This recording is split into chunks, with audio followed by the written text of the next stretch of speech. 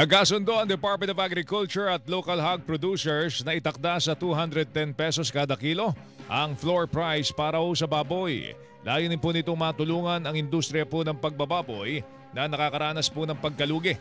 Kasabay nito, ire-rekomenda rin ng kagawaran at mga miyembro ho ng industriya ang pagbabalik po sa pork import tariff sa 40%. Mula ho sa kasalukuyang 25% sa ilalim po ng Executive Order No. 62.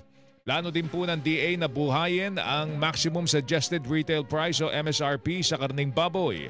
Ayon sa samang industriya ng agrikultura o SINAG, National Federation of Hog Farmers at Pork Producers Federation of the Philippines, bumagsak ang farm gate price ng baboy sa 150 pesos hanggang 180 pesos kada kilo.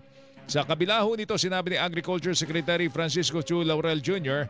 na hindi naman bumababa ang presyo ng baboy sa palengke.